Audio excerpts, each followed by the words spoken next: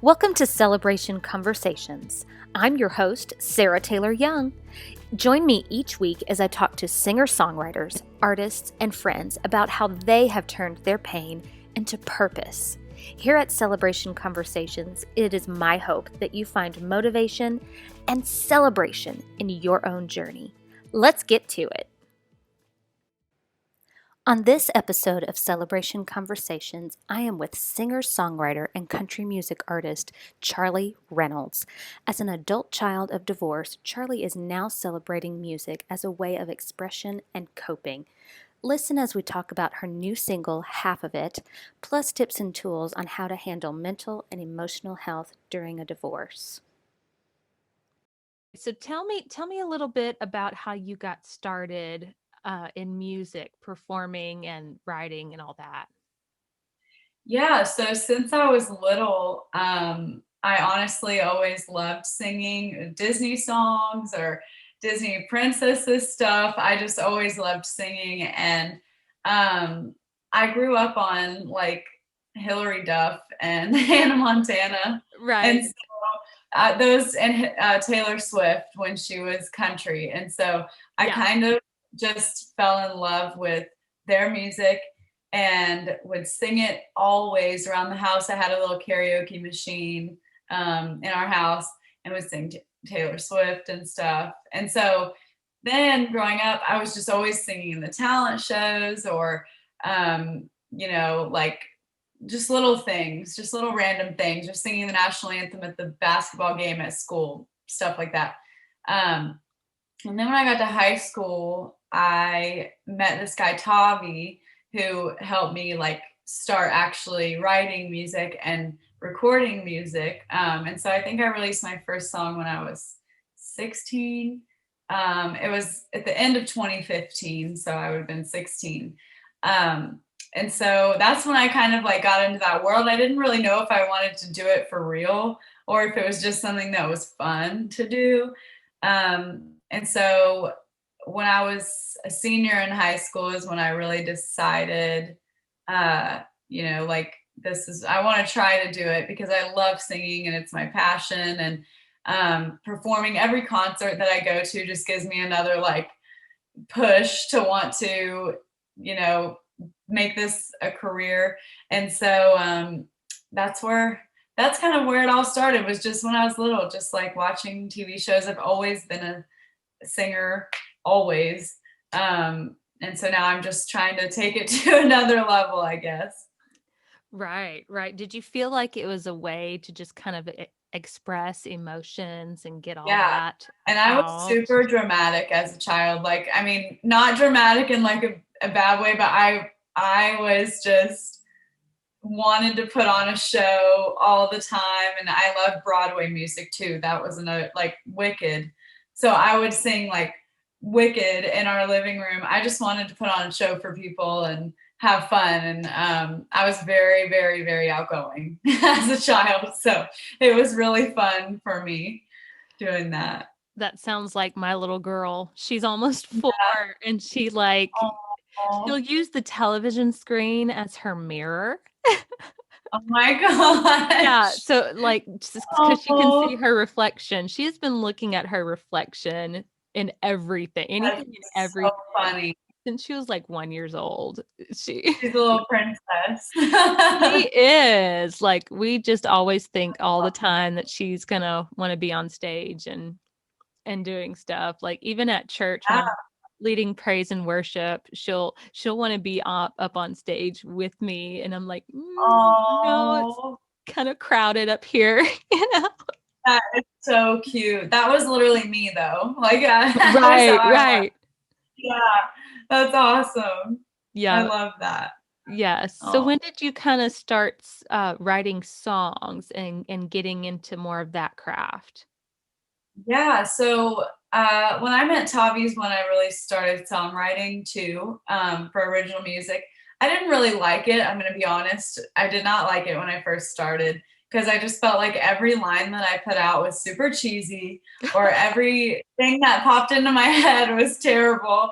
And so it takes so much practice. So now when I moved to Nashville, I didn't realize that you basically everybody writes Yeah. every day. You know, like you can't just be a singer anymore. You really need to do both.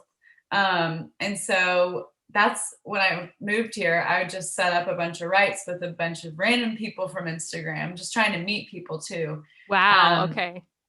didn't know anybody. So I would just reach out to people and started writing and more. And now I really like it when I can think. I really like it. And it's become a lot more than just having to write it to get a song. Because when I was growing up in high school, I just wanted to write just to put out songs on iTunes and stuff. Um, and now I don't just want to put out any song. I want to write what's in my heart, what I'm feeling, or somebody else's work. I love writing, like, if I know somebody who's going through something, I like writing songs for people that I know. Just kind of stuff like that. Now it has more meaning. So I've been a songwriter technically since I was 16, but more seriously, I guess in the last 3 years since I've Okay. here. Do you So find that the songwriting part is actually more healing than, just hearing the song or definitely. the finished product? Yeah. Yeah. Or like we'll write a line and we'll be like, oh man, that is so good. Like, or that one line just encompasses like the whole feeling that you're feeling. Like it's really cool to see what you come up with or what somebody else in the room comes up with. It's really cool. I enjoy Yeah. it a lot now. Yeah, it's definitely a process. You either Yeah, really it is. you either It love it or you hate it kind of process. exactly. Exactly. And now that I've had more practice, I finally love it. But I'm glad that I kept practicing with it for sure. Yes, yes. So, tell me about your first single and EP. Where did that come from, and what was the inspiration behind it? Oh wow, my first single. So this was called Underneath the Stars. And Yep. this song literally was I just wanted a song to be out for New Year's Eve. And I thought it would be fun. So again, I wrote this when I guess I was like 15 when we wrote it. This is the first song I've ever even tried to write, never had written anything ever. And so I just wanted a fun, like upbeat song for New Year's. And the song was really based on like a New Year's a couple years before that, just like with my friends, and we were shooting bottle rockets and just like having a fun time and making like, just videoing the night and having fun and whatever. So it just honestly was about that night. We made it into a little bit more of like a relationship kind of song, not a big relationship song, but just adding that in there, even though there really wasn't that night, but we just added that in there to make it a little more relatable, I guess. But that's honestly where the inspiration came from, was just that one New Year's Eve party at my dad's house on the lake, and just came from that. So that seems Oh, like so long ago. I like can't even barely remember the process of writing that song now, but that's where it really came from. yep, yep. A lot of times songwriting is just, getting stuff out about life and how you feel Yeah. about a certain situation. So, speaking of that, tell me about Shelby's song that made it on CMT, right? Yes. It did, yes. So Shelby's song I actually wrote with one of my middle school teachers he was our PE coach, and he's been a songwriter. He's recorded some stuff. His name's Toby Waters. He's super talented, like in the writing world. He's so talented and singing. But we got together and I wanted to write a song about divorce because my parents are divorced. It's something that has affected me forever. I mean, it forever will, because even though it's not something to be sad about anymore, it's Right. just something that's just affected my life in a bunch of different ways. Like always going back and forth between my parents' houses, having 2 Christmases, 2 Thanksgivings, or having to split time. It's just something that'll always be going on. So, Yeah. and the only song I knew that really was about divorce was Love Triangle by Raylan, which like that song just gets me every time. And so I was like, I want to write a song about it. So we got together, and it's not my story. I'm blessed to have 2 like amazing parents, and I just love them both so much, and they love me so much. But when writing it, I did pull some inspiration on a family I used to babysit for, and put their, which they know, they know that Okay. I did that. They know. So I just used some things in their lives that I had seen, and just some stuff like that, pulled inspiration from them to write the song. So it's really more about their story than it is mine, but Mm. it's still what I wanted it to be. It's still, a song about divorce that people can relate to. And I found that song is one song that people really just out of all of my songs relate to so much. That one, and then Half of It, my newest song. So, but that Yes. one's definitely a favorite for people. So, but that's pretty much where the inspiration came from. We wrote it in like 2 hours. Wow. He can think of something so fast. Like he like wrote the specific lyrics more than I did, but I would just tell him what I was thinking for the next part, and he'd like spit out 2 lines that were perfect. And it was Ugh, just so crazy because I can never do that. that's So, annoying to me. right? It's Yes. like, how do you do that? Like, how do you have that like gift to be able to do that? I don't understand, because I Yeah. definitely don't. So, but anyways, so that's how that song came about. And the music video was super fun to shoot too. It was out in Leapers Fork at these people's house that we know, and it was just really cool because we had other people come in to like play the characters of the family, and it was just really cool to do. So that was a good one. I love that song. Yeah. Yeah. You won Best in Country for this Yeah, video. Like, that's pretty legit. it was awesome. Um, It was so awesome. yeah. That was Yeah. so much fun. So when did your parents start going through like the divorce process and everything? What age were So you? I was 5 or 6, I think. Okay. I think I was 6. So I don't really remember much of it. Um, but I mean, growing up, I remember just like always having to go back and forth. And not that my parents really lived that far from each other, probably 10 minutes from each other. But it was like if I forgot something over there and I had to go get it, or it was just a constant back and forth thing. Which again, I was blessed to have great parents at both houses and a great life at both houses and stuff. But it just is hard, and it's still hard to this day. Yeah. Like going home for the holidays, it's hard because you want to make sure that you see both families at Right. equal time, which is just not you. I don't know. It's just very hard. Yeah. So Like some yeah, people don't quite understand the stress in it is that. a lot of stress. Yeah, Yeah, like the dynamic with one parent might be completely different than another one, or their parenting styles, they're not together. So, yeah. and just, where your stuff is, having to change Exactly. Having to bring locations. bags, and I have my dog who's behind me right now. Yes, I I have saw. Dolly with me.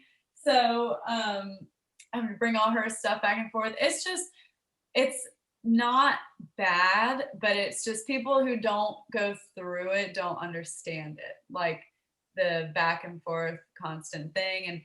And I think it's caused me to be like more of a people pleaser because I just want to make everybody happy and be with Right. everybody equal time. And So I think like out of all that, which I'm better now than I was with that, but I just, it is stressful. Um, and it just, I don't know, it's the same every year. It's Yeah. always, because I'm never going to be like, oh, well, this is too much stress, so I'm just not coming to one of your houses. Like, no, I would never do Right. that. I want to see everybody. So it's different, but it works. Yeah. But So it's definitely tell me some ways that you kind of coped through that. Like, have you done some counseling, or has songwriting really helped you? What are some tips and tools that's kind of helped you through all that? yeah. So I honestly have not gone to counseling. I've been thinking about it, or I've been thinking about it since quarantine, to be honest, since back before, but I obviously have not started it.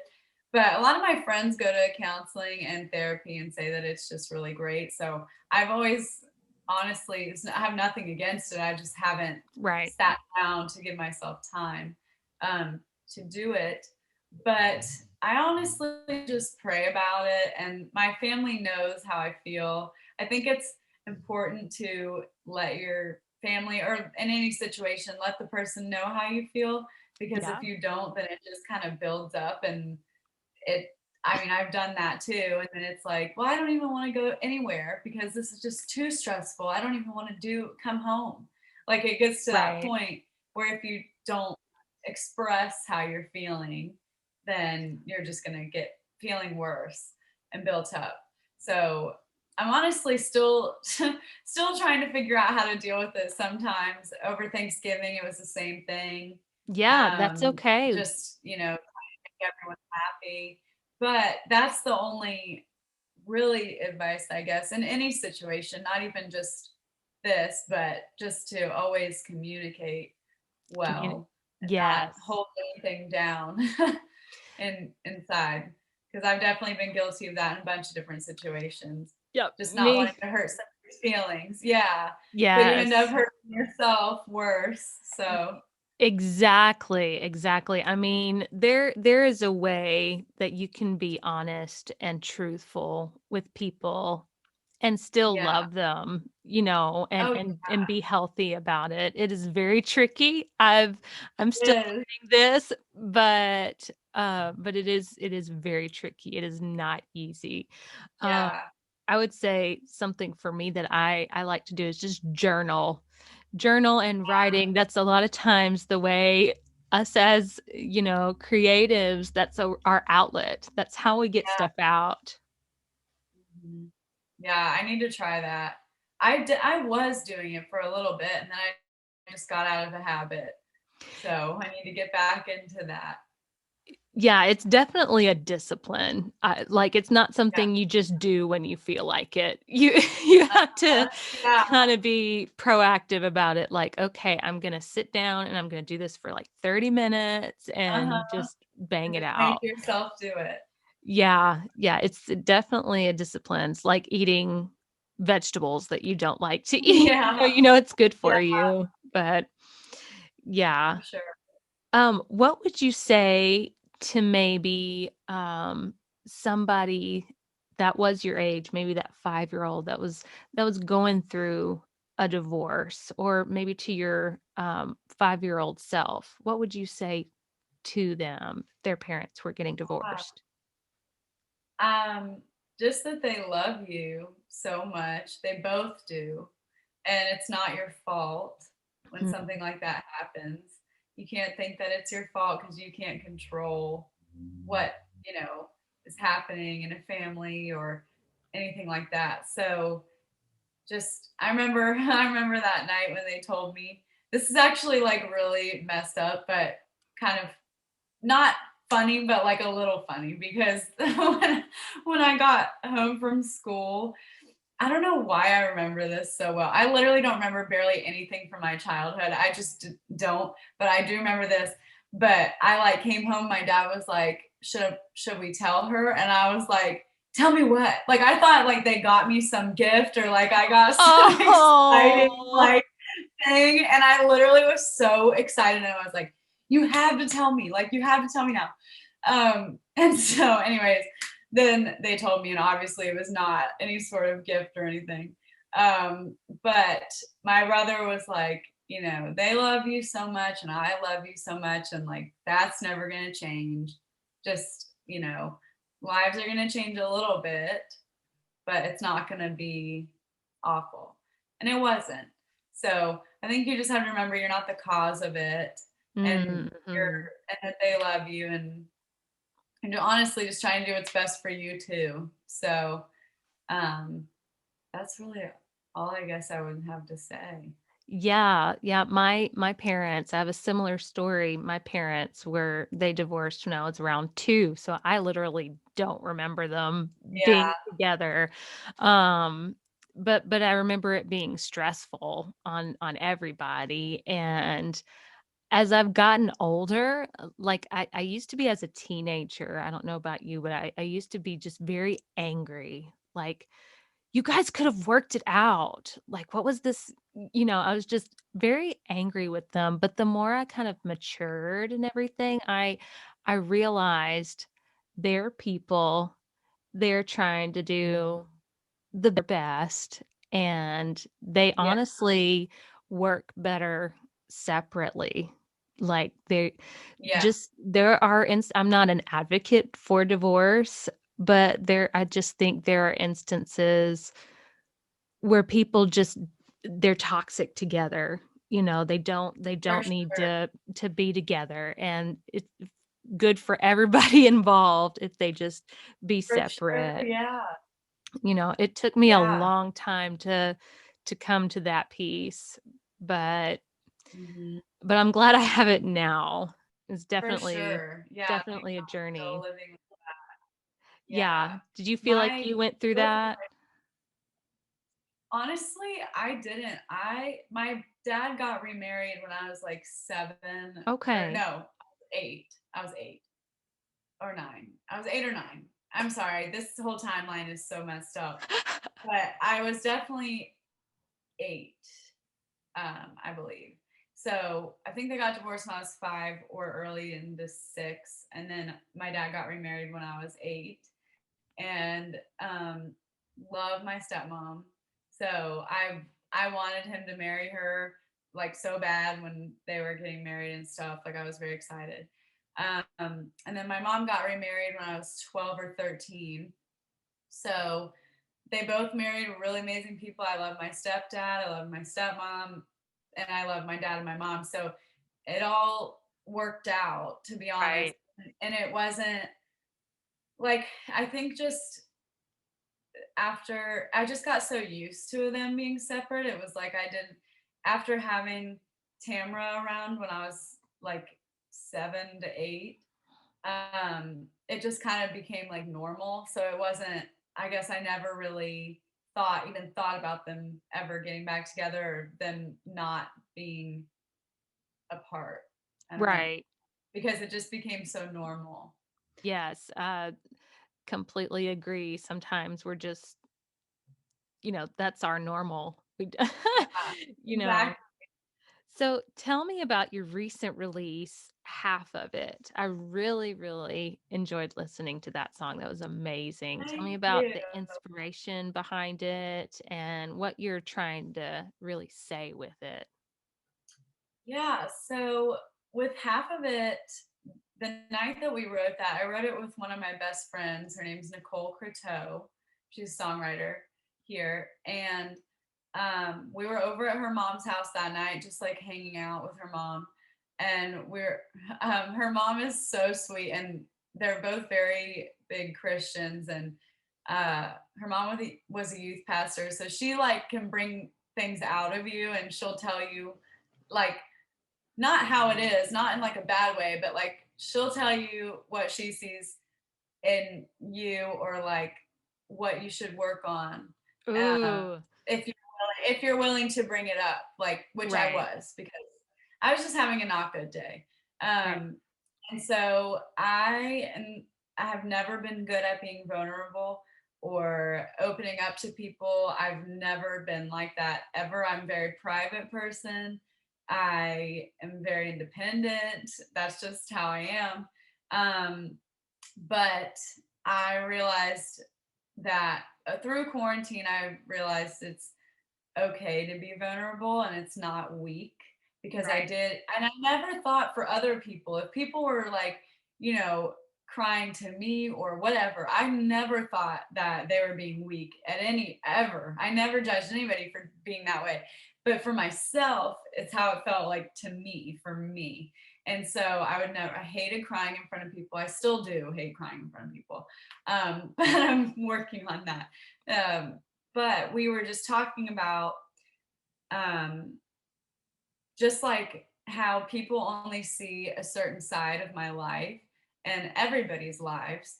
And Yeah. so I was like, I'm just so sick of having like these people on my social media who think that I go through nothing and that my life is perfect. And I just come on there and say, good morning, it's another amazing day. Thanks so much for joining in. Like it's not. There's nights where I'm crying. There's nights where I don't even know if this is what I'm supposed to do anymore. There's night like it just I go through the same stuff and but like that everybody does, but you don't see that from a lot of other people too because on social media it's not like you're going to put on when you're crying because then people will say, "Oh, well she's just asking for attention." You know, like there's negatives on Right. both sides. And so it's just I was just so sick of it one night. I was like, I feel like I can't be myself because I have to be this like perfect person. And for my family too, like I hate disappointing people. I'm like, I just feel like I can't even just live my life and show people that I have feelings because Right. I Right. have to be on. You I have feel to like I be have to be on. Yes. on. Yeah. And so anyway, Nicole spent the night at my house that night, and we were like, started writing at like 1 o'clock in the morning because we didn't get home from her mom's till pretty late. So we started writing it, and I was like, I just want a song that is saying like people don't know the half of my life, they don't know the half of it, and um, I just want them to know like I'm not perfect. I don't have it all together because my whole life through school and everything. And my mom's a teacher, so all the teachers they always just like think I have it together, or even now, Think. all my mom's friends, yeah, they like think that I have my life together and think that my life in Nashville is so amazing. And I'm just like, you literally have no idea. Like it is not what it looks like. And I was just sick of that. So I wanted to write a song for me. I honestly put it out for myself. Um, I like usually I stress about putting out songs because I just want it to be the right one. But I haven't put out a song in a year, and I felt like this was the right one if I was going to start because it's so personal for me. Right. Um, and it's just real and Yeah.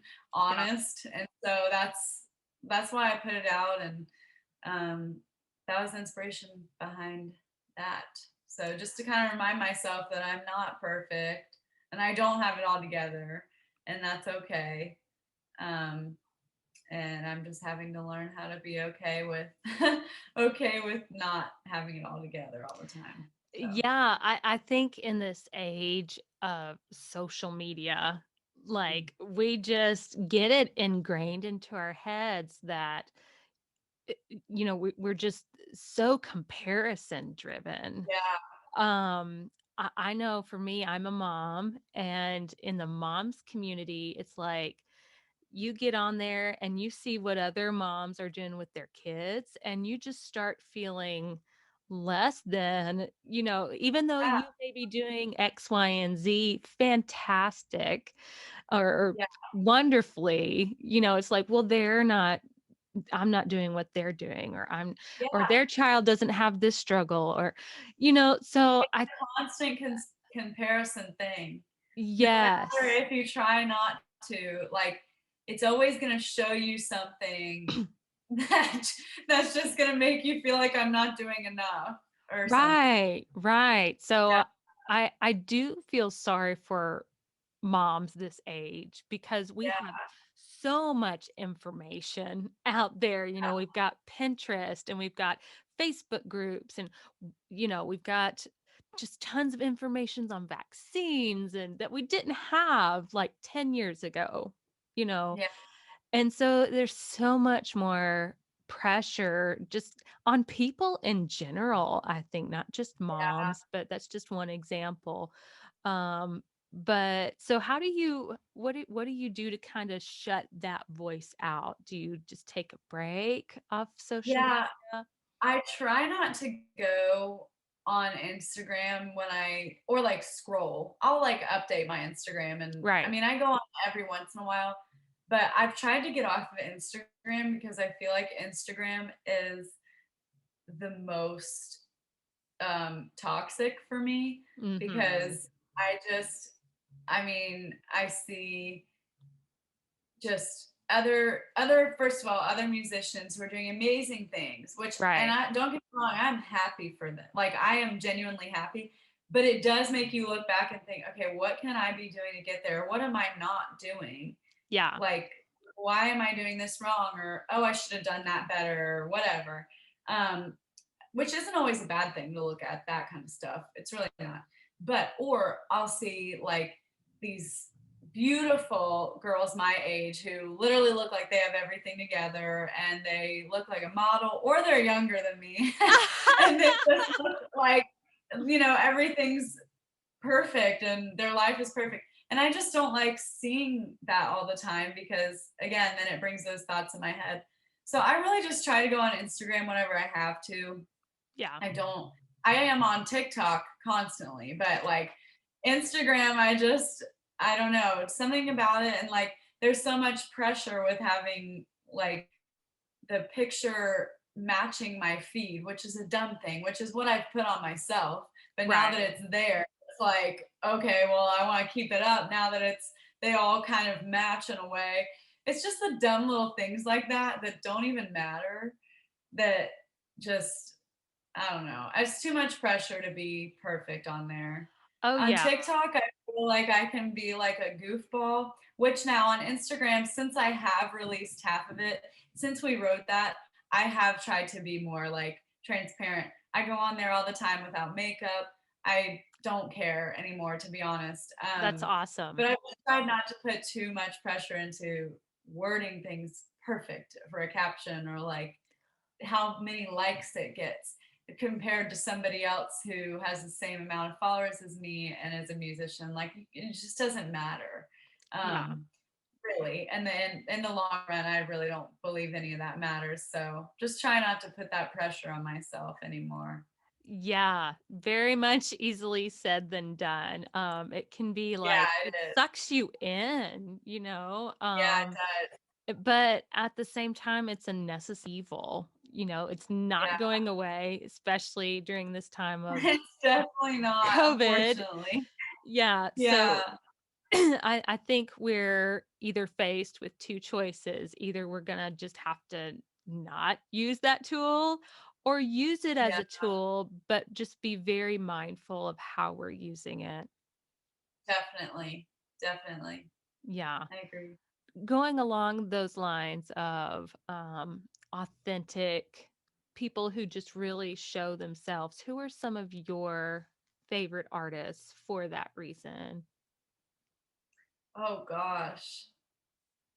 Oh, let's see. Who's my favorite artist for that? I think, to be honest, I think Kelsey Ballerini does a good job sometimes on TikTok or Instagram stories. Um, just going on without makeup seems so little, but at the It's same time, huge. it's honestly huge, and like I just love that she'll go on there and do that. Um, who's another one that does that all the time? I have Meghan Trainor. I know Yes. she's not a country music artist, but she's super transparent and like Yes. does not care about what anybody thinks, which I love, and in her posts and stuff. So she'll go on looking like she just woke up and doesn't care. And like everybody loves that more, I feel like. And I love it more Yes. because you can relate to it. Like it's Right. not all glam all the time, you know? So it's more relatable. But I really do love her for that. And there's a bunch of other ones that I'm obviously just not thinking of right now, but I just respect anybody who does that and kind of shows another side of them that people don't see all the time. Yeah, I think we're definitely coming into an age of authenticity and transparency with, being an artist and um entertainment, all that stuff. I wonder what it would be like, like if talk shows just, didn't wear makeup. Oh my gosh, you know? that'd be amazing. Like they come in, like the morning news come in at like Yeah. 3 a.m.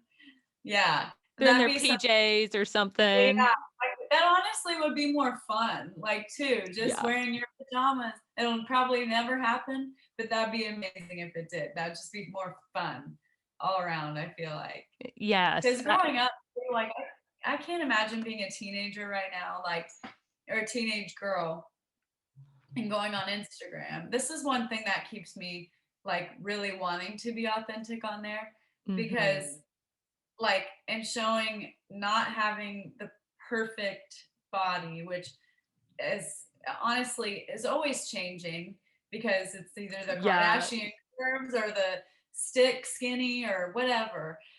Which I'm neither. I'm just like average, like most people, but it's okay to be however you are. Like you're supposed to be that way. And it's beautiful no matter what you are. But it's important. Like I can't imagine being a teenager and going on and seeing like all these just influencers who don't show another side of themselves and who have like the perfect hair, like extensions, and just have the perfect life.